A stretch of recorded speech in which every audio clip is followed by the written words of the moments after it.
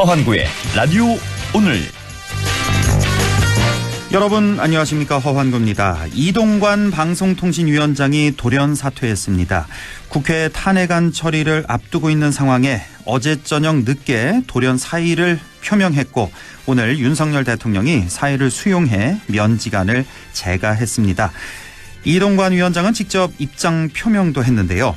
야당이 주장하는 것처럼 정치적인 꼼수가 아니다. 오직 국가와 인사권자인 대통령을 위한 충정에서다. 탄핵 소추가 이루어질 경우 방통위가 사실상 식물 상태가 된다라고 밝혔습니다. 한편 민주당은 이 위원장의 사퇴는 결국 탄핵을 피해 이동관 아바타를 세운 뒤 방송을 장악하겠다는 의도라고 강하게 비판했습니다. 이동관 위원장이 탄핵되더라도 국회 추천 방통위원 3명을 임명만 하면 방통위가 정상 운영될 수 있는데, 식물 방통위를 우려한 사퇴는 말이 안 된다는 분석도 나오고 있습니다.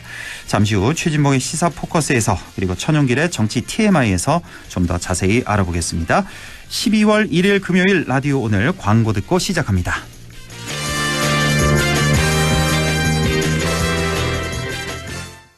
우리 회사 특별 안전보건교육 어디서 들어야 할까? 모두가 이기는 올윈에듀.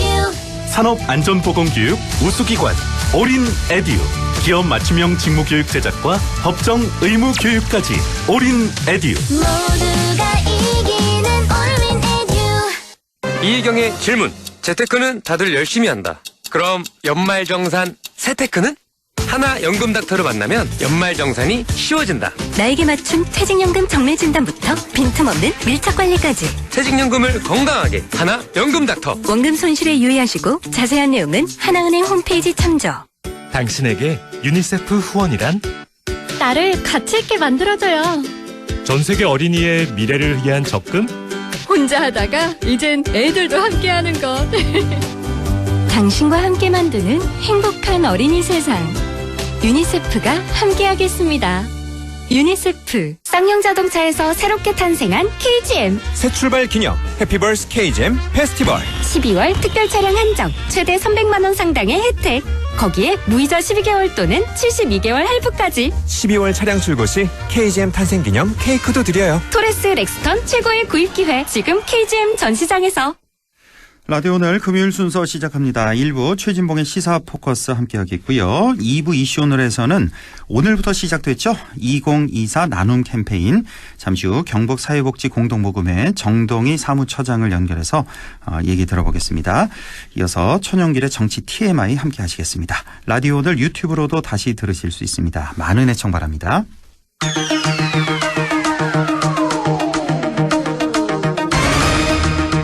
시사 포커스 성공회대 최진봉 교수와 함께합니다. 교수님 안녕하세요.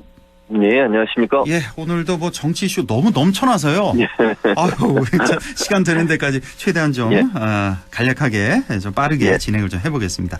자, 이동관 방통위원장 얘기를 안 할 수가 없는데 어젯밤에 사의를 표명했고 오늘 바로 이제 사의를 받아들여서 면직안을 재가한 상태입니다. 예. 자, 이동관 전 방통위원장 식물 방통위 피해야 된다. 국가와 대통령을 위한 충정이다. 이렇게 주장을 하고 있고 민주당에서는 방송 장악을 위한 꼼수 사퇴다. 자, 이렇게 주장을 하고 있습니다. 우리 교수님 어떻게 보셨습니까? 뭐 저는 이동관 방통위원장이 이렇게 갑자기 사퇴하는 것은 누가 봐도 이제 민주당이 주장하는 것처럼 꼼수 사퇴죠. 만약에 그 방통위가 제대로 되길 원했다면 이미 전에 사퇴를 했어야죠. 본인의 탄핵안이 올라가고 나서 탄핵안 통과가 거의 기정사실화됐잖아요. 예. 그런 상황에서 갑자기 사퇴를 한다는 것은 탄핵을 무력화시키고 다른 사람을 그 자리에 앉혀서 방통위가 정권에 유리한 여론 형성을 위해서 활동하도록 하기 위한 수단이라고 봐요. 그러니까 자기가 만약에 이번에 탄핵이 통과가 되면요, 다른 사람을 임명을 못해요. 아, 그렇죠. 몇 개월 동안, 한 5, 6개월 동안은 그렇죠. 방통위원장 자리는 비워있게 되는 거죠. 비워있게 되는 거죠. 예. 근데 이제 본인이 사퇴를 해버리니까 탄핵이 안 되고 그러면 새로운 사람을 임명할 수 있어요. 예. 그래서 예전에 27일 날인가요? 중앙일보에 인터뷰를 했어요. 이동관 전 위원장이. 예. 거기 보면 본인이 탄핵을 당해도 제2, 제3의 이동관이 나올 수 있다. 제2, 그 얘기가 제3. 바로 이 맥락이라고 저는 생각하거든요. 예. 그러니까 이미 그때부터 탄핵이 기정사실화되니까 본인은 사퇴하고 그 방법밖에 막을 방법이 없어요. 민주당이 지금 의석수가 많기 때문에. 그래서 방통위가 계속 방송 장악이라고 하는 큰 틀에서의 어떤 역할들을 하기 위해서 이런 선택을 하지 않았나. 그래서 이게 뭐 충정어린 이런 걸로 저는 보이지 않고 지금 또 저는 좀 이해가 안 되는 게 이동관 방통위원장은 공수처에 고발된 상태예요, 지금. 아, 공수처에도 고발됐습니까? 예. 공수처에 고발이 돼 있는 상태예요. 그러니까 아직 수사는 뭐 진행이 안 되고 있는 것 같은데 문제는 뭐냐면 고위공직자가 뭐 비리나 아니면 법률 위반 혐의로 조사를 받거나 수사를 받을 대상이 되는 경우에는 원래 사표를 수리하면 안 되는 거거든요. 아, 원래는요. 네. 대통령이 근데 보통 다 그러잖아요. 지금 민주당에서 법률 위반이라고 여러 가지 조항들을 얘기하면서 탄핵을 추진하고 있잖아요. 그 부분에 대해서 사실은 수사가 필요하다고 보는데 그런 부분들이 진행되는 과정이 있음에도 불구하고 사표를 수리한 것도 어찌 보면 이 탄핵을 염두에 둔 것이 아닌가 그런 의심을 받기에 충분하다고 생각합니다. 그러니까요. 뭐 제2, 제3의 이동관. 그래서 뭐 거론되는 게 뭐 이진숙 전 대전 MBC 김장겸 전 사장, 김장겸 또 김은 이런 분들이 거론이 돼요. 근데 그분들이 다 예전에 MBC 있을 때 논란이 많았고 노조로부터 비판을 많이 받았던 분들이잖아요. 그렇습니다. 그런데 그런 분들을 또 물론 뭐 임명할지 않을지 모르겠습니다만 그런 분들이 거론된다는 것이 바로 제2, 제3의 이동관이란 말과 일맥상통하는 거죠, 사실은. 어쨌든 후임 방통위원장은 굉장히 빨리 임명하겠네요. 뭐 그렇죠. 아무래도 그 뭔가 할 게 또 더 남았다고 보는 거 아니겠습니까? 방송 정상화라는 명목으로. 그러니까 정상화라는 말도 저는 도저히 말이 안 된다고 생각하는데 아니 가장 비근한 예로 KBS의 박민 사장 바뀌고 나서 KBS가 어떻게 망가졌는지를 보면 어떻게 그걸 정상화라고 얘기할 수 있습니까? 저는 그건 정말 말이 안 된다는 생각을 하고요. 지금 MBC 같은 경우에 박문진 이사진을 교체하려고 했는데 실패했어요. 권태숙 이사장. 그랬잖아요. 그리고 또 이사 한 분. 두 분 다 그 행정소송을 했는데 거기서 인용이 돼가지고 다 이제 복귀를 했잖아요. 근데 그 작업을 할 거라고 저는 생각해요. 지금 그분들을 다시 또 권익위에 신고해놨어요. 그래서 권익위에서 지금 조사를 할 계획으로 알려지고 있거든요. 그럼 그걸 빌미로 또 해임을 할 가능성이 있습니다. 그러니까 이런 일들을 계속 하려고 할 거고 이번에 YTN하고 연합뉴스 TV 민영화 과정도 물론 연합뉴스 TV는 무산이 됐지만 YTN 같은 경우에 보류를 해놨지만 심사위원회에서는 민영화 쪽으로 가닥을 잡고 가고 있거든요. 아, 그 문제 있잖아요. 그 이동관 위원장이 사퇴하기 전에 그거를 처리를 하고 사퇴할 줄 알았는데 이게 왜 연기가 된 거죠? 그래서 이제 구체적인 내용은 잘 모르겠어요. 왜냐하면 알려지진 않고 있는데 이게 문제는 연합뉴스 TV 같은 경우에는 아예 이제 안 하기로 보류를 하는 거고 YTN 같은 경우는 이제 심사위원회가 꾸려지거든요. 그 심사위원회에서는 해도 된다. 그러니까 유진이라고 하는 회사가 인수하는데 문제 없다라고 결과를 내렸음에도 불구하고 방통위 전체회의 두 사람이 물론 하는 거면 전체회의나 해봐야 두 사람밖에 없으니까요. 여기서 보류를 해놨어요. 그런데 이게 일부에서는 뭐라고 했냐면 이게 또 이동관 방통위원장에 대한 용산의 대통령실의 실망감을 키운 부분도 있다라는 얘기도 나오고 있어요. 아, 이 보류한 게. 왜 이걸 처리를 안 하고 보류를 했는지. 그래서 이제 제가 그냥 생각하는 겁니다. 이건 제 생각인데요. 이걸 이렇게 처리했을 때 본인이 법적 처벌을 받을 수 있다는 위험성도 생각했다고 생각해요. 지금 이상인 부위원장은 변호사 출신이에요. 또 이동관 위원장 같은 경우는 본인이 물러나야 될 걸 이미 알고 있을 거라고 저는 생각해요. 탄핵이 추진되는 과정에서 27일 날서 인터뷰를 했다면 그 28일 날 결정이 된 거거든요. 방통위 전체회의에서. 근데 27일 날 본인이 인터뷰를 했어요. 그럼 28일 날 심사에서 왜 이런 결정을 했겠어요? 자기가 그 결정하고 나가면요. 나중에 재조사를 하게 되면 본인이 법률적으로 처벌을 받을 수도 있어요. 그걸 왜 자기가 책임지고 나가겠어요? 본인은 나가겠다고 만약 27일 날 결정을 했다면 28일 날 왜 자기 손으로 그 위험한 결정을 하고 나가겠냐는 거예요. 제가 볼 때는 27일 날 이미 본인이 사퇴할 걸 결심을 하고 28일 날은 이 위험한 일은 내가 하지 않고 다음 사람에게 넘기고 가야겠다. 그래야 법적 처벌을 면할 수 있다. 이렇게 생각하지 않았을까라고 저는 개인적으로 분석을 합니다. 그러니까 이거는 정말 글쎄요, 걱정이라고 해야 될까요? 최근에 그 KBS 사태, 방송 불방이라든지 진행자 교체 등등, 또 MBC, KBS 이사진 교체 과정, 또 YTN 또 민영화 과정 등등해서 아마 나중에 좀 사법 처리될 가능성이 굉장히 그럴 수 높아 있죠. 보여요. 지금 봐서. 네, 정권 바뀌고 나면 조사될 거고요. 그러니까요. 그랬을 경우에 이제 불법적 요소가 나올 가능성이 높아서 너무 밀어붙여서. 저는 사법 처리 대상이 될 수 있다고 봐요. 그러니까요. 그래서 저는 예. 이동관 방통위원장이 처리를 안 하고 보류해 놓은 게 아닌가 이런 생각이 듭니다. 그나저나 이동관 위원장이 이제 사퇴를 하고 혹시 이런 생각도 좀 들더라고요.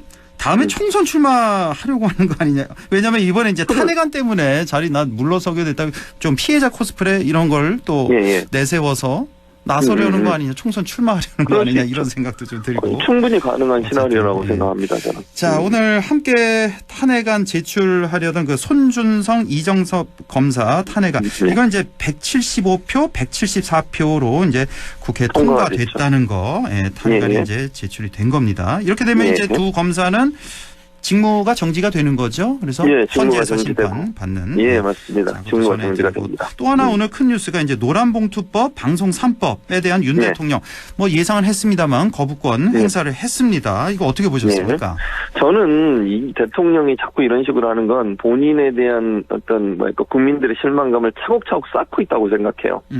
이 입법부, 사법부, 행정부라고는 삼권 분립의 원칙은 민주주의의 근간이 되는 겁니다. 어느 한 권력이 절대 권력을 갖지 못하도록 견제하고 또 그걸 어느 정도 막을 수 있는 그런 장치를 마련하는 게 삼권 분립 아니겠습니까? 그런데 지금 입법부의 권한은 법을 만드는 권한이에요. 그걸로 행정부를 견제하는 건데 행정부의 제2요구권을 준 것은 정말 불가피하게 사용해야 될 상황이 됐을 때만 쓰라고 준 거를 그냥 뭐 상습적으로 하세요. 상습적으로. 윤석열 대통령이. 이런 식으로 거부권을 자꾸 행사를 하면 어렵게 법이 통과돼서 국회에서 뭐 통과돼서 올라오나니 국회의 입법권을 완전히 무력화시키는 거잖아요. 그럼 행정부가 독재를 하겠다는 겁니까? 아니, 그러니까 이게 어떤 큰 문제가 있어서 제가 볼 때는 국민적 여론도요. 물론 이제 여론조사 기관마다 약간 차이가 있을 수 있지만 이 문제가 크게 문제라고 국민들이 생각하지 않는다고 봐요. 노란봉투법이라든지 방송법이 지금 국민의힘이 주장하는 것처럼 방송 장악을 하는 법이라든지 그게 아니잖아요. 지금. 방송법 같은 경우에는요. 국민의힘이 예전에 야당일 때 계속 하자고 주장했던 아니에요. 노란봉투법은 지금 뭐라고 하고 있는지 아세요? 문재인 정부 때 왜 안 하고 지금 하냐 이렇게 얘기해요. 그럼 본인들도 그 당시에는 사실은 그렇게 반대를 하지 않았던 법안이에요. 그리고 노란봉투법을 자꾸 오해를 해서 잘못 얘기를 하는데 노조가 그러니까 이 하청업체 노조가 원청을 상대로 해서 노조쟁의를 할 수 있다는 거 하나 하고요. 그 다음에 그 민사소송, 그러니까 손해배상 소송을 아예 못하게 한다고 얘기하는데 그게 아니에요. 법에는 소송을 연대 책임을 지게 하지 않는 거예요. 그러니까 노조원 모두에게 연대 책임을 지게 하는 걸 제한하고 책임이 있다고 판단되는 사람에 한해서만 민사소송을 걸 수 있도록. 그러니까 아예 소송을 못하는 게 아니에요. 근데 그걸 마치 소송을 못하는 것처럼 얘기를 해서 그것도 잘못된 정보란 말씀드립니다. 그러니까 그 방송 3법 같은 경우는 뭐 워낙에 정치 이렇게 서로 뭐 쟁점이니까 그건 그렇다 치고 노란봉투법 같은 경우는 윤석열 대통령이 후보자 시절에도 이것도 찬성을 했었거든요. 이걸 지지한다고. 그런데 이렇게 거부권을 행사하고 지난번에 그 양곡관리법하고 간호사법이었나요? 그 이제 거부권 행사하고 이번이 이제 세 번째, 네 번째 이렇게 되는 건가요? 네 번째. 거부권 행사. 네 번째죠. 네 번째라는 그런 말씀이시고. 자, 국민의힘 이뇨한 혁신위원장. 자신을 공천관리위원장으로 추천해달라라는 요구를 했는데, 즉각 거절했습니다. 김기현 대표가. 그런데 누가 봐도 이걸, 이 제안을 안 받을 걸 알면서도 이뇨한 위원장이 이런 걸 제시한 그 뒤에 숨은 의도는 뭘까요? 어떻게 해석해야 될까요? 그럼 제가 볼 때는 이뇨한 위원장 입장에서는 배수의 진을 친 거다 이렇게 보여져요. 이거밖에 할 게 없는 거예요, 지금. 그러니까 이미 지난번에 이준석 전 대표하고의 그 설전 과정에서 본인이 이제 실언을 했잖아요. 부모를 끌어들이면서 그러면서 비판이 엄청 높아졌고 혁신의 동력이 완전히 상실됐어요. 그것 때문에. 그럼 본인이 다시 그 불씨를 살려내려면 뭔가 충격적인 발언을 해야 된다고 판단했던 것 같고 본인은 이렇게 생각한 것 같아요. 1차적으로는 이제 그 중진들이나 아니면 윤핵관들 이런 분들 이선 후퇴하든지 아니면 험지 가라. 요걸 이제 안건으로 의결을 했잖아요. 그러면서 그와 연장선상이라고 얘기하면서 이 얘기를 했어요. 근데 그게 잘못 선택한 거예요. 저는 그렇게 생각해요. 그러니까 국민의힘 내부에서도 좀 콧방귀 뀌는 뭐 그런 반응들이 나오더라고요. 그러니까 이분이 잘못 판단을 한 거예요. 자기는 그걸 두 개를 연결시키면 자연스럽게 국민들이 그걸 위해서 공관위원장을 해야 되겠네 이렇게 판단할 거라고 생각한 거예요. 저는 그렇게 보는데 근데 문제는 그게 자기 욕심 채우기로 보여진다는 거예요. 그러니까요. 보기에. 삼자가 보기에. 그러니까요. 근데 저는 그래서 이뇨한 위원장이 판단을 잘못한 거라고 저는 봐요. 개인적으로. 본인은 연결시켜서 얘기를 했거든요. 자기들이 그걸 나가는 거 혁신안을 받아들일 마음이 있으면 나를 공관위원장 시켜서 내가 그걸 하겠다. 이런 논리잖아요. 근데 의원들은 그렇게 받아들이지 않고 자기가 공천권 휘두르겠다는 거네. 혁신위원장 한 개 걸고 공천권 휘두르려고 정치적 이해관계 속에서 본인의 이익을 최대치로 끌어올리려는 수단으로 혁신위원장 했네. 이런 비판이 나올 수밖에 없어요. 알겠습니다. 예. 자, 김용 전 민주연구원 부원장 어제 이걸 좀 자세히 다뤄서 한 가지만 좀 여쭤보면 간단히.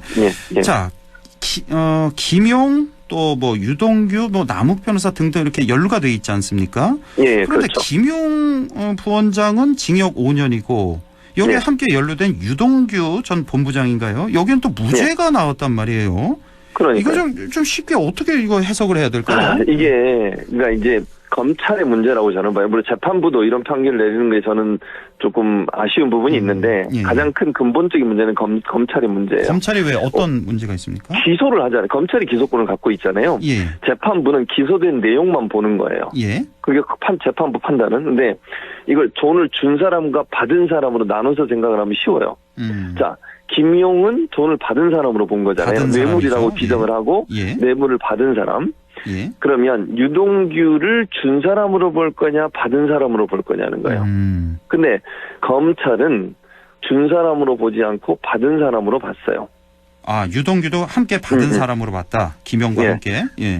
근데 그게 뭐냐면 뇌물을 준 사람도 처벌받거든요. 뇌물을 받거나 줘도 처벌을 받는데 준 사람으로 봤는데 그럼 유동규를 왜 뺐냐? 유동규는 직접 받은 게, 그러니까 받기는 받았는데 그거를 자기가 받은 게 아니라 전달자 역할만 했다는 거예요.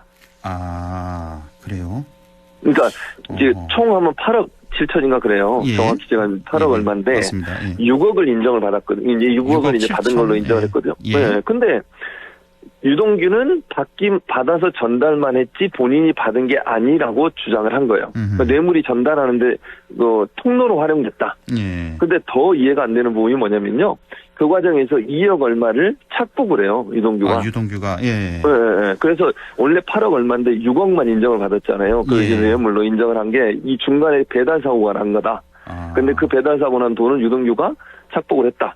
그런데도 죄를 안 물어요. 이것도 처벌을 해야 되는 거 아니에요? 근데 그걸 어떻게 또 검찰이 얘기하냐면 법에 이렇게 돼 있대요. 저도 변호사한테 물어봤는데 불법 자금은 그러니까 이런 뇌물이나 불법 자금 착복을 하더라도 그 사람에 대해서 뭐 다른 범죄 행위를 다시 묻지 않는 이상 뇌물을 준 사람과 받은 사람을 처벌하고 불법 자금은 착복을 해도 처벌을 못 한대요. 그 자금이 불법이니까. 그러니까요. 근데 그래서 변호사한테 물어봤더니 이걸 따로 그럼 기소를 해야 된다는 거예요. 근데 그걸 기소를 안 했다. 안 했다는 거죠. 그러니까 검찰이 그래서 의심을 받는 게 검찰이 유동규를 봐주기 위해서 이렇게 한 게 아닌가 하는 의심이 드는 거예요. 워낙에 좀 검찰 측에 좀 유리한 진술을 많이 해서. 해줬으니까. 그리고 저는 이해가 안 되는 게 유동규가 계속 말을 번복하고 입장을 바꿨잖아요.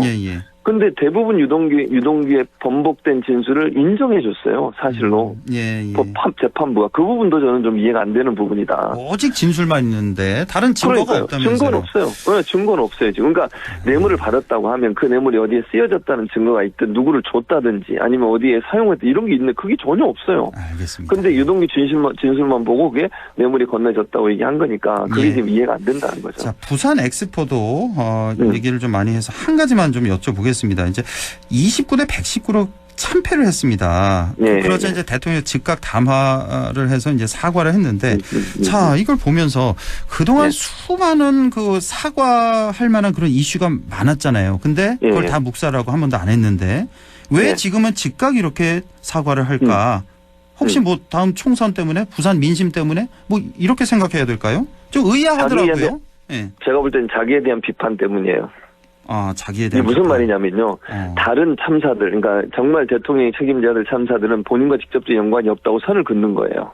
행안부 장관이나 아니면 뭐 행안부 장관도 아니죠. 용산구청이나 경찰이나 소방이 잘못한 거다. 이렇게 뭐 이제 넘어갈 수 있잖아요. 예.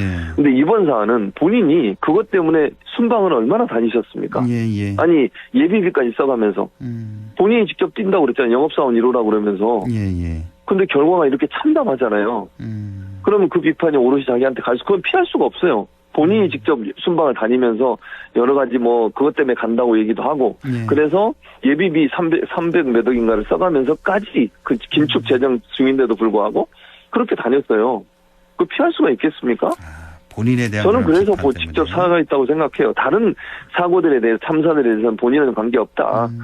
도의적 책임이 있을지 모르지만 이렇게 넘어가려고 하는 게 아닌가 하는 생각이 듭니다. 그리고 또 하나 아쉬운 게 그 대통령 네. 주변인들이 이제 대통령에게 뭐 수많은 보고를 할 거 아닙니까? 그렇죠. 지난 네. 강서 선거 때도 마찬가지고 이번 엑스포도 그렇고 지난 잼버리도 그렇고 여러 가지 뭐 인사 그런 네. 등등. 그러니까 주변인들 보고가 이게 정확한 보고가 올라가는 것이냐 그게 맞아요. 참 상당히 아쉽고 나머지 한 그렇습니다. 1분 정도만 그 김건희 네. 여사 명품백 그 수수 논란이 네. 있잖아요. 지금 뭐 이거 있죠. 뇌물수수 뭐 김영란법 위반이다 이 주장과 또 이거 함정 취재 아니냐 이런 주장이 맞서고 있습니다. 이 문제 이거 어떻게 봐야 될까요? 자, 저는 이렇게 생각해요. 함정 취재라고 하는 거는 일단 그럼 논외로 하겠습니다. 그거는 뭐 저는 아니라고 보는데 어쨌든 함정 취재라 하더라도 그건 공공의 이익에 합당하기 때문에 저는 허용된다고 생각하지만 그건 예. 이제 원외로 하더라도 예. 첫 번째 그럼 김건희 여사나 대통령실에서 받은 거를 인정하는 듯한 뉘앙스로 말하고 있잖아요. 언론 보도에 따르면 그걸 돌려줄 시점을 찾지 못해서 보관하고 있다. 이런 보도가 나왔어요. 받은 건 인정한 거예요. 지금 뭐 무슨 창고, 반환 창고에 보관하고 있다. 보관하고 있다. 이렇게 얘기했단 말이죠. 예. 그럼 받은 걸 인정했다는 말은 그건 김영란법 위반이에요. 무슨 말이냐면 김영란법에 고위공직자나 그 가족, 특히 부인은 1회에 100만 원. 그리고 1년 통틀어서 1년에 300만 원 이상의 선물을 받으면 안 되게 돼 있어요. 예. 직무와 연관이 없더라도. 예. 그럼 그 법에 위반되는 거잖아요. 예. 그럼 조사 받아야죠. 본인은 형사소추의 면제 대상자가 아니에요. 대통령만 되는 거지. 그럼 저는 수사 받아야 된다고 생각해요. 그렇죠. 그 문제에 대해서는 이론의 여지가 없다고 봅니다. 저는. 근데 이게 다가 아니다라는 게 좀 문제가 되는 게 아닐 수 있다라는 게 그 서울의 네. 소리 저 방송을 보니까 네. 이 목사가 나올 때 보니까 3명이 또 들어가려고 대기를 하고 있다면서요. 그랬다더라고요. 쇼핑백 네. 3개를 들고 네. 기다리고 네. 있다. 그것도 또 전달해 주는 그 선물 아니. 어쨌든 이게 참 전반적으로 너무 좀 문제점이 많고. 우리가 그건 이제 우리 앵커나 저나 확인은 안 되고 모르는 일이지만 그렇죠. 예. 그 목사의 말이 맞다고 하면 이건 진짜 심각한 문제죠. 아니 거기 그거 동영상 사실관계로 우리가 나와 알수 있으니까. 예, 그러니까요. 근데 우리가 단정적으로 얘기할 수는 없지만 그럼에도 불구하고 그런 영상의 내용만 본다고 하면 심각한 문제로 받아들일 수 있는 부분이 많이 있다고 생각합니다. 알겠습니다. 성공회대 최진봉 교수와 함께했습니다. 고맙습니다. 예, 감사합니다. 라디오 오늘 2부에서 뵙겠습니다.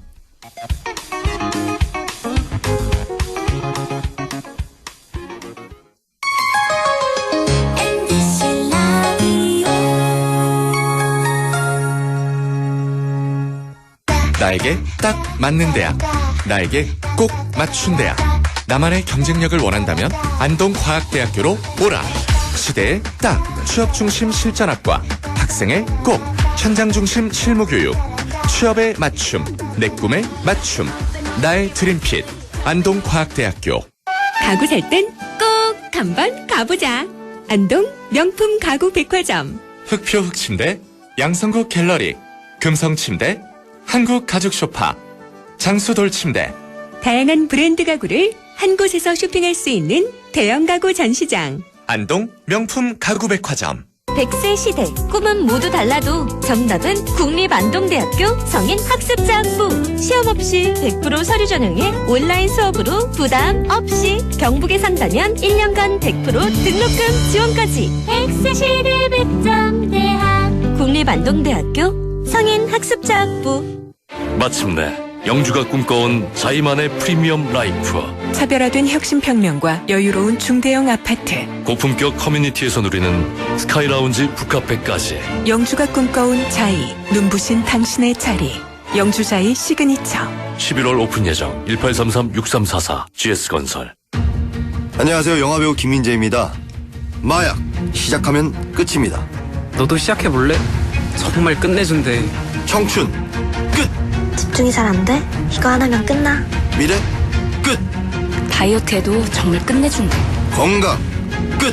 걱정할 필요 없어. 뒤끝 전혀 없어. 젊음 끝. 끝난다 끝나. 이제 우리 끝까지 가볼까? 인생 끝. 마약 당신은 이미 그 끝을 알고 있습니다. 마약 시작이 인생 끝입니다.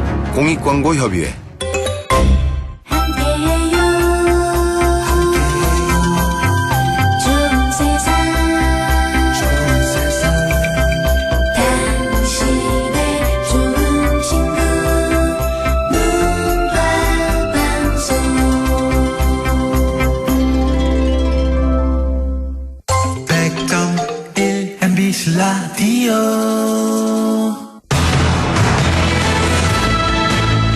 네, 라디오 오늘 2부 이슈 오늘 시작합니다. 어느덧 한 해 마지막 달 12월입니다. 따뜻한 마음이 많이 모여져야 할 계절인데요. 오늘부터 사랑의 온도탑도 불이 밝혀졌죠. 십시일반 온정을 담아서 어려운 이웃에게 힘이 돼야 할 텐데요. 사회복지공동모금회 경북지회에 정동의 사무처장을 연결해서 얘기 나눠보겠습니다. 정동희 처장님 안녕하십니까? 네, 안녕하세요. 예, 자 바로 오늘부터죠. 12월 1일부터 희망 2024 나눔 캠페인이 시작된 거죠? 네네, 그렇습니다. 예, 오늘 뭐 행사가 있었겠네요. 네, 오늘 그 오전에 그 경북도청 광장에서 저희 경북모금회 전원 회장님, 또 김학홍 경상북도 행정부지사님, 그리고 임종식 교육감님, 배한철 도의장님을 비롯한 주요 내빈과 함께 또 기부자님들과 함께 사랑의 온도탑 제막시 또 캠페인 첫 기부자 성금 전달식 등을 해서 희망 2024 나눔 캠페인이 시작되었습니다. 오늘부터 드디어 네, 오늘부터 시작이 됐습니다. 혹시 그 캠페인 첫 기부자는 어떤 분이세요? 첫 기부자는 올해 같은 경우에는 우리 대구은행에서 좀 큰 기부를 하셨습니다. 그래요? 네, 대구은행에서. 한 3억 원 정도를 기부해서 3억 원이요? 네네, 남은 돈도 한 2도 정도를 올렸습니다. 한 번에 2도를 올리셨군요. 네네, 그렇습니다. 네. 자, 사랑의 온도탑도 그 도청 앞에 매년 이렇게 세워놨잖아요. 네네네. 예, 올해도 역시 똑같은 장소에 세워졌겠고요. 네, 그렇습니다. 예, 자, 이 사랑의 온도탑에 대해서도 좀 설명을 해 주시죠.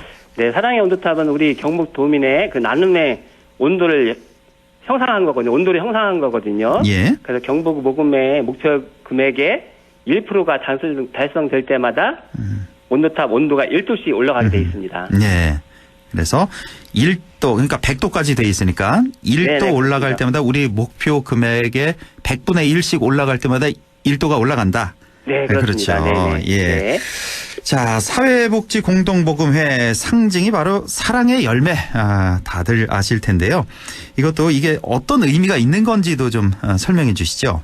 네, 우리 사랑의 열매는 빨간색 열매 3개하고 녹색 줄기 연결되어 있잖아요. 예. 그래서 열매 하나하나에 다 의미가 있는데요.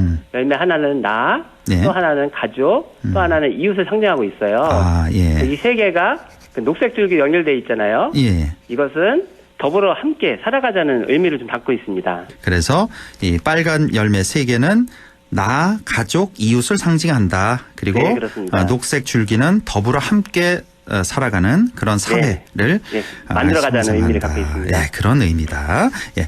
자, 지난해 모금 성과가 어땠는지도 궁금한데 제 기억으로는 초과 달성했던 걸로 기억이 나는데 어땠습니까? 지난해. 예, 저희가 매년 모금 목표가 달성이 됐는데요. 예. 작년 같은 경우에는 모금 목표가 152억 원이었습니다. 152억 원. 네, 그래서 저희가 모금 달성은 174억 원 정도가 됐거든요. 오, 예. 네, 그래서 나눔 온도는 114도를 달성하였습니다. 22억 원이나 더 모금이 됐군요. 네, 그렇습니다. 근데 해마다 요즘 뭐 코로나 때부터 해서 경제가 너무 어려워서 참 이 목표 달성할 수 있을까 걱정하면서 시작을 하는데 목표치에 미달됐던 적은 한 번도 없었나요? 지금까지?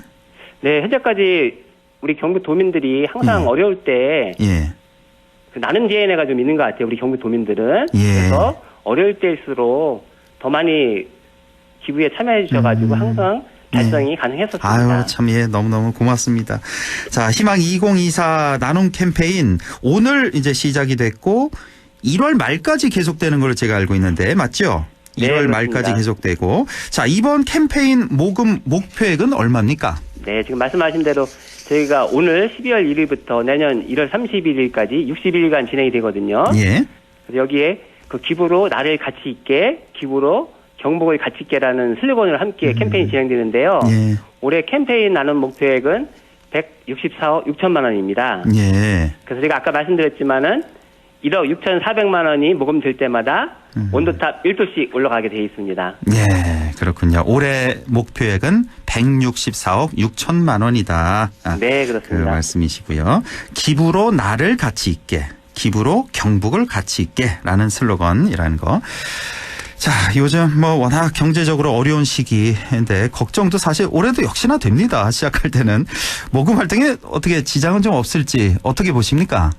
네, 지금 말씀하신 대로 지금 현재 고금리라든가 고물가로 인해서 경기 침체가 굉장히 많이 되고 있잖아요. 예.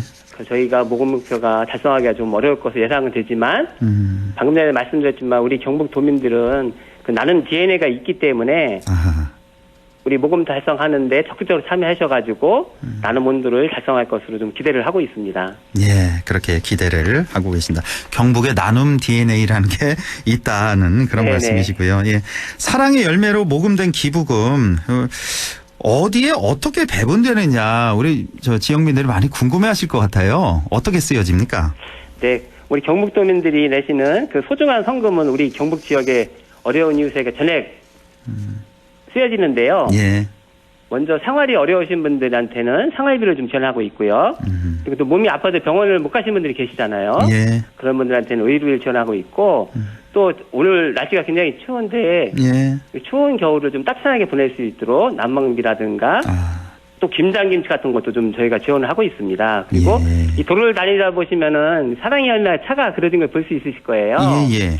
그 사랑의 열매 차 같은 경우에는 우리 장애인실이라든가 아니면 노인실 같은 경우에는 이동하는 게 굉장히 어렵잖아요. 예. 버스 타기도 그래서 저희가 이동 서비스를 지원하기 위해서 차량을 좀 지원하고 있고요. 그리고 어제 같은 경우에는 저희가 그 성주군에서 집수리를 좀 해준 게 있어요. 아, 집수리까지. 예, 그러면 이제 아마 시골 같은 데 가시던지 아니면은 도심에서도 집이 노화돼가지고 뭐 물이 샌다든가 해가지고 난방이 굉장히 안 되는 곳이 있잖아요. 예. 그런 경우에는 저희가 뭐 도배, 장판, 또 단열 공사까지 해주는 그런 다양한 사업을 진행하고 있고요. 그리고 사회복지 시설 같은 경우 있잖아요. 예. 아동시설이라든가 장애인시설 같은 경우에도 저희가 다양한 프로그램 같은 거 지원해가지고 우리 장애인들이나 아동들이 문화체험 같은 게 사실 힘들잖아요. 예. 거기에 이제 문화체험 뭐 예를 들면은 경주 엑스포를 좀 간다든가 아니 여름에 물놀이 시설을 간다든가 이런 데도 우리 도민들의 소중한 성금이 쓰여지고 있습니다. 그렇군요. 뭐 돈이 모자라서 그렇지 쓰여질 곳은 너무너무 많죠. 그럼요. 하죠. 예, 우리 사회복지 공동모금회 경북지회 정동희 사무처장이 보증을 하십니다. 새는 돈 단 1원도 없는 거죠? 전액, 그럼요. 전액 다 어려운 이웃을 위해 이렇게 쓰여진다는 거. 예. 자, 지금 이렇게 방송 들으시면서 기부에 나도 좀 참여하고 싶다 하는 분들 많이 계실 것 같은데요. 이 기부에 동참하려면 어떻게 해야 됩니까? 아마 우리 도민들께서 그 지역 내 가까운 언론사가 있을 거예요. 우리 안동 MBC도 있지만은 언론사를 좀 방문한다든가 아니면 그 읍면동 행정복지센터 있잖아요. 지역에 다 거기를 방문해서 직접 참여하실 수가 있고요. 그리고 은행에 가시면은 저희 경북 사회복지 공동모금회 모금 계좌가 있습니다. 각 은행에도 있어요? 네네. 거기를 통해서 기부할 수가 있고요. 그리고 가장 간편한 방법으로는 전화 한 통 ARS가 있거든요. ARS 060에 700에 0060으로 누르시면은 한 통화에 3,000원을 기부할 수가 있고요. 그럼 전화 통화만 하면 자동으로 3,000원이 기부가 될 수 있는. 저희 경북지에 와서 저희가 어려운 도와줄 수가 있고요. 그리고 이 밖에 문의사항이 있으신 분들은 저희 경북 사회복지 공동모금회 2600으로 전화 주시면은 예. 저희가 친절하게 안내를 해드리겠습니다. 예, 뭐 여러 가지 다양한 방법이 있군요. 그러니까 언론사 저희 MBC 오시면 됩니다. MBC 네, 기부하시면 그렇습니다. 저희 또 네, 뉴스데스크 시간을 통해서 소개도 해드리니까 네. MBC에 기부를 하신다거나 아니면 각 읍면동의 행정복지센터에도 있고요. 네, 은행에도 시중은행에도 준비가 네, 돼 네, 있고 그렇습니다. ARS 전화 한 통으로 나 3,000원 기부하고 싶다. 이건 정액이잖아요, 그렇죠? 한 통화에 네, 그렇습니다. 3,000원. 네. 060-700-0060 예, ARS 네. 참여하실 수 네네. 있고 언제든지 경북 사회복지 공동모금회 650-2600번으로 문의를 주시면은 또 안내를 친절하게 해드리겠습니다. 예.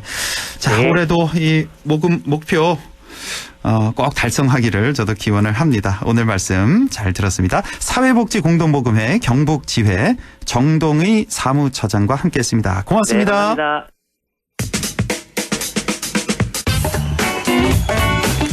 네, 천용길의 정치 TMI 바로 이어가겠습니다. 뉴스민 천용길 편집장과 함께합니다. 안녕하십니까? 네, 안녕하십니까? 예, 오늘 정치 TMI 주제는요?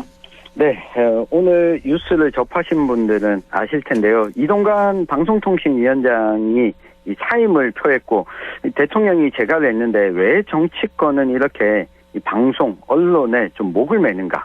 그리고 이 방송통신위원장이 무슨 역할을 하는지 지역방송, 안동 MBC와는 어떤 관련이 있는지 네. 오늘 한번 살펴보겠습니다. 조금 전에 최진봉 교수와도 좀 다뤄봤는데 조금은 다른 시각에서 좀 더 자세히 좀 생각을 좀 해보겠습니다. 자, 어젯밤에 이제 이동관 방통위원장 사의를 표했고 오늘 바로 대통령이 재가를 했습니다.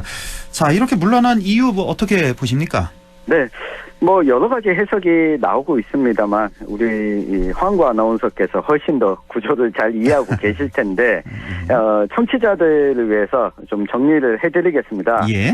이동관 위원장이 취임한 것이 지난 8월 28일이었습니다. 예. 95일 만에 물러나게 됐는데 오늘 국회에서 야당이 이동관 방송통신위원장에 대한 이 탄핵안을 또 상정을 했었습니다. 예. 예, 그 전에 이 사의를 표명하고 대통령이 재가를 하면서 사실상 탄핵안이 진행할 사유가 없어지게 되어버렸습니다. 탄핵은 폐기가 된 거죠, 자동으로. 그렇습니다. 예. 왜 그러냐면 이 방송통신위원회는 위원장이 장관급이긴 한데 이 다른 부처처럼 장관이 단독으로 권한을 가진 게 아니라 위원회 구조입니다. 예. 그러니까 의사결정을 위원장 혼자 하는 것이 아니라 위원들이 함께 결정하는데 예. 이동관 방송통신위원장이 탄핵이 되면 헌법재판소가 판결을 내릴 때까지 직무가 정지되어서 이 그만둘 수도 없는 상황이 되는 거죠. 예. 지금 현재 방송통신위원회는 위원장 1명, 부위원장 1명 포함해서 5명의 위원으로 구성되는데 현재는 이동관 전 위원장이 됐죠. 예. 이 포함해서 2명밖에 없었습니다. 예. 그동안 2명이서 의사결정을 해온 건데 이것 자체가 좀 중단되는 걸 막고 신임 방송통신위원장을 새로 선임하면서 이 방송통신위원회 의사결정을 좀 진행시키겠다. 예. 이런 취지로 보입니다.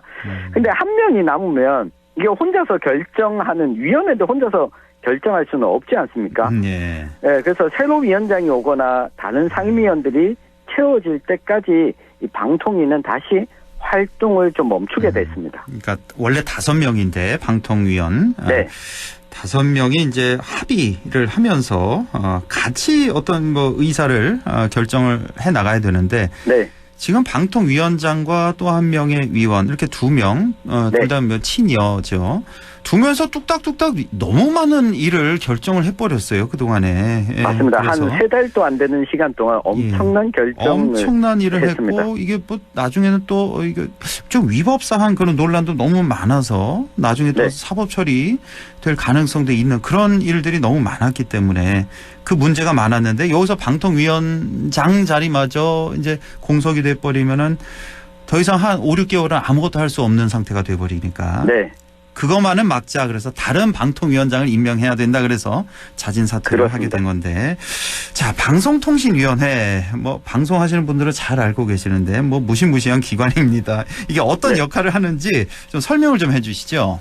네, 이게 직원도 300명이 또 채 안 되고 이 지방에는 방송통신위원회 직원들이 뭐 근무를 하거나 기간이 보이지 않다 보니까 청취자들은 잘 모를 수 있습니다. 그럼요. 예. 네, 방송과 관련한 모든 대부분의 권한은 다 가지고 있다고 보면 되는데 방송통신 분야 다 관장하는 거죠. 뭐 막대한 권한입니다. 예. 네, 대표적으로는 이 한국방송공사, 이 KBS의 이사와 감사를 임명하는 권한을 가지고 있고요. 예.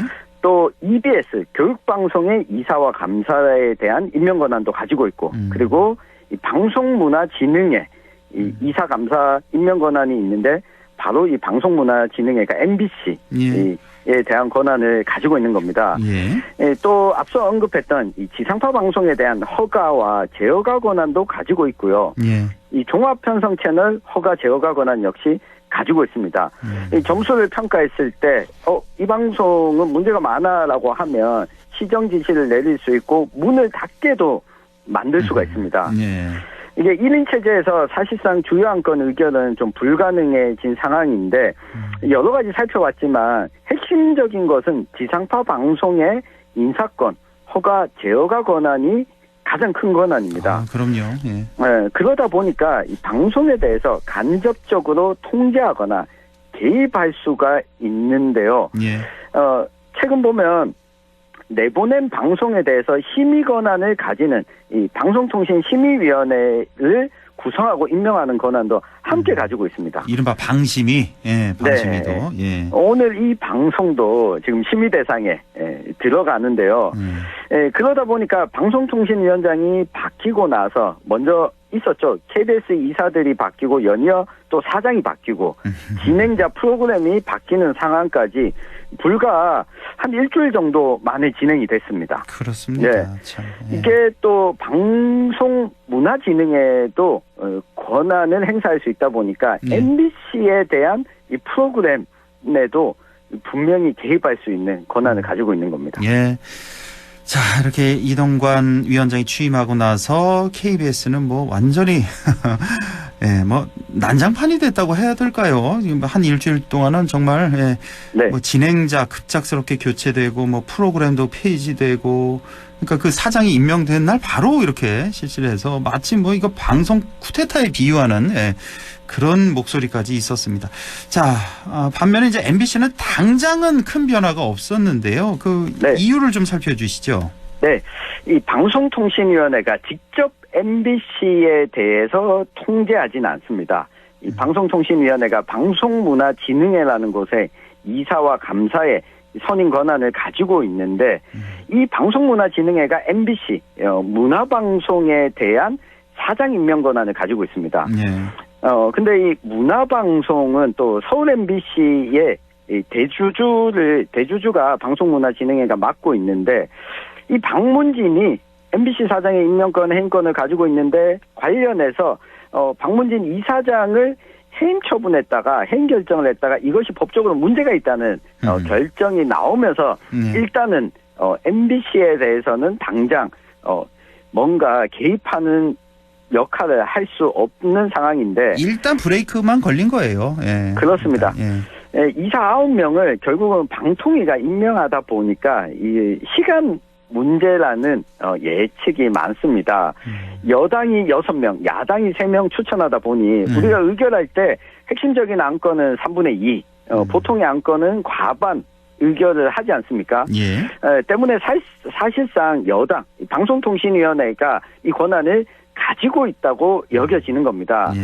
이번에 야당이 단독으로 통과시켰던 방송 3법이 바로 이 MBC를 포함해서 KBS, EBS 요 세 가지의 이사 추천 권한을 정부 여당이 아닌 외부 전문가나 단체를 좀 넓히고 이사진도 늘리자라고 하는 내용인데 이 방통위의 권한을 좀 줄이자는 취지를 가지고 있는데 국회에서 통과는 됐습니다만 지금 뭐 흘러나오는 이야기를 보면 대통령이 이 거부권을 행사할 가능성이 높아 보여서 거부권 행사했습니다. 오늘 오후에. 네. 거부권을 또 행사했다 보니까 이 법안도 이번 국회에서는 또 진행, 통과와 개정이 어려운 상황입니다. 그렇죠. 예, 방송 3법 한마디로 이제 KBS, MBC, EBS 이 공영방송을 정치에 휘둘리지 말자 이거거든요. 한마디로. 예. 맞습니다. 이걸 이제 대통령이 거부를 한 거고. 자, 그렇다면 저희 안동 MBC 같은 이런 지역 방송 있잖아요. 네. 이 지역 방송과는 또 어떤 관계가 있는지도 좀 설명해 주시죠. 네, 주식회사 안동 문화방송은 이 서울 문화방송이 지분 98%를 가지고 있습니다. 예. 그러다 보니 서울 MBC 사장이 누가 되느냐에 따라서 안동 MBC 사장도 바뀌게 되고요. 이 서울에서 근무하던 분들이 주로 내려오는데 이 지역 방송에 대해서도 이게 방송통신위원회 영향을 안 받을 수가 없게 되는 겁니다. 이게 지상파 방송 환경이 좀 어렵다 이야기가 나오는데 그러다 보면 지역 방송의 채널 편성권을 좀 줄이는 쪽으로 갈 수도 있거든요. 예. 지역민들 중에서는 지역 MBC가 편성하는 방송이 좀 나오면 왜 우리는 서울에서 나오는 프로그램 못 보냐 이야기하시는 분들도 있는데 사실 이 부분은 지역에서 제작하는 지역의 이야기를 전국에서 같이 좀 볼 수 있어야 지방 소멸에 대한 이해도도 좀 높이고 서울 사람들도 지역의 문제에 대한 이해도를 높일 수 있는데 이걸 하는 것이 공영방송인데 이 방향으로 가야 하는데 거꾸로 갈 수도 있는 그러니까 우리 지역방송의 역할을 줄일 수도 있기 때문에 방송통신위원회와 안동 MBC 또 지역 MBC들도 깊은 관계를 가지고 있다고 볼 수가 있습니다. 그렇습니다. 예, 좀 청취자 여러분께서 좀 복잡하고 좀 어렵게 느끼실 텐데, 그러니까 안동 MBC를 예를 들자면 안동 MBC 위에는 이제 서울 본사가 있는 거고, 그 서울 MBC가 있는 거고, 그 위에는 이제 방송문화진흥회가 있는 거고, 그렇습니다. 그 위에는 이제 방송통신위원회가 있는 거다. 예, 이렇게 보시면 되겠습니다. 자, 우리 지역 정치권은 그러면 우리 방통이나 뭐 지역 방송을 지금 어떻게 보고 있습니까? 네, 현재까지는 별 말을 안 하고 있는데요. 사실 국민의힘이 방송 3법과 노란봉투법에 대한 온라인 필리버스터, 그러니까 이 반대 의견을 국회에 참여하지 않고 영상 촬영해서 공개를 했는데 우리 지역 국회의원 4명 중에 3명이 참여했습니다. 그러니까 김용동, 이미자, 박형수 의원이 참여했는데 이 세 분 모두 노란봉투법에 대해 필리버스터를 했고 방송 3법과 관련해서는 이야기도 안 했습니다. 방송 3법에는 얘기를 안 했어요, 아예? 그렇습니다. 그리고 이야기를 또 드리고 싶은 게 꼭 기억해 주셨으면 하는 게 이게 국영방송과 공영방송을 헷갈려 하시는 분들이 많습니다. 당연히 이 공영방송이면 정부가 통제할 수 있는 거 아니냐 이런 분들이 있는데 이 국영은 정부가 통제를 하지만 공영이라고 하면 이 정부 기관뿐만 아니라 지역사회, 이 공공의 영역의 통제를 같이 받는 겁니다. 그래서 이 특정한 정치 권력이 개입하는 게 아니라 지역사회의 목소리, 시민들의 목소리를 반영하는 것이 이 공영방송인데 결국 정치 권력이 개입하면 우리 지역까지도 영향을 미칠 수밖에 없다는 겁니다. 제가 이 시간에 좀 계속 다루고 있는 지방의회, 지역 정치 소식을 다루고 있는데 지역방송이 아닌 서울방송에서는 잘 다루지 않습니다. 그럼요. 네, 우리가 경북에 살지만 이 서울의 눈으로 세상을 본다면 얼마나 좀 우울한 일인지 오늘 한번 좀 생각해 주셨으면 좋겠습니다. 그렇죠. 지금 하신 말씀이 다 지역방송의 존재 이유가 되겠습니다. 오늘 조금 어려운 내용이었는데 쉽게 설명해 주셔서 감사합니다. 오늘 잘 들었습니다. 감사합니다. 네, 지금까지 뉴스민 천용길 편집장과 함께했습니다.